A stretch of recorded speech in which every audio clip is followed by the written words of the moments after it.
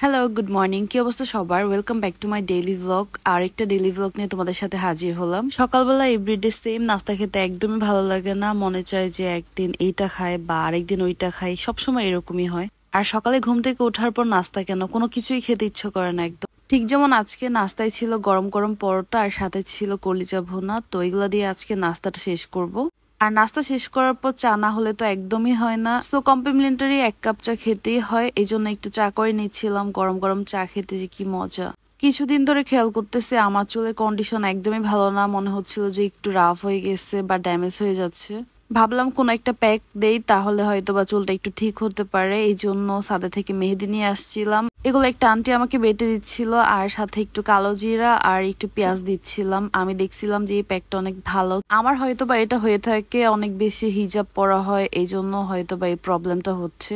যাই হোক, চুলে তো মেহেদি পড়া শেষ, আর আমি ওইখান থেকে একটু মেহেদি রেখে দিয়েছিলাম। আমার তো মেহেদি দেখলেই হচ্ছে হাতে লাগাতে ইচ্ছে করে।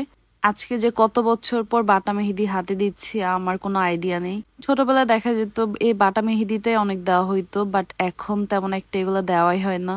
আমি একটু একটু করে অনেক সময় ধরে এই মেহেদিটা দিচ্ছিলাম। এইটা দেওয়া এখন এতটাও ইজি না। এখন তোমাদের সাথে একটা বাটার বনের রিভিউ শেয়ার করি। এটা হচ্ছে আমলের একটা বাটার বন।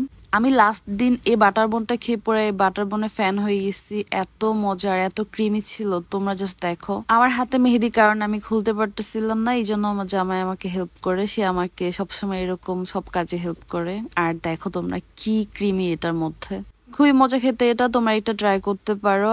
আর আজকে যখন আমরা ছাদে যাই তখন গিয়ে দেখি যে এরকম রংধনু উঠছে, দেখে তো একদম অবাক হয়ে গেছি। রংধনুটা উঠতে উঠতে দেখলাম যে একদম পুরোটাই উঠে গেছে। খুবই সুন্দর লাগতেছিল এই মোমেন্টটা। হাতের মেহেদিগুলা ভাবলাম যে তুলে ফেলি, না হলে তো আমার জামাইয়ের আবার অ্যালার্জি হয়ে যাবে। আমার জামাই মেহেদির ঘ্রাণ একদমই সহ্য করতে পারে না, সো মেহেদি দিলে আর কি টেনশনে থাকা লাগে যে কখন মেহেদি তুলবো বা কিরকম লাল হবে। নিচে আসার পর আমার জামাই বলতেছিল কফি খাবে, আর আমার বাসার কফিটা একদম শেষ হয়ে যায়, সো এই জন্য সে মিনি প্যাক গুলা নিয়ে আসছে। আর দেখেন আমার জামাই আমাকে কাজে হেল্প করতেছে। মাশাআল্লাহ, এরকম সে একটু একটু হেল্প আমাকে করেই থাকে।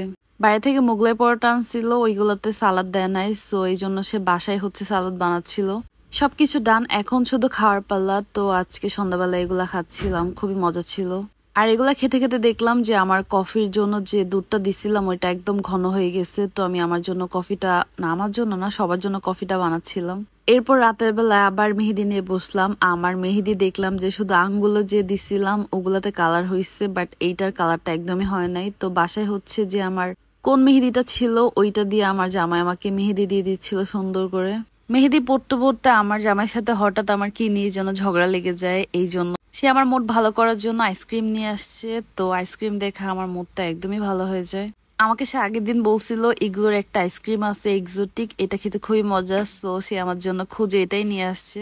আজকের ব্লগটা এ পর্যন্তই। That's it, bye bye.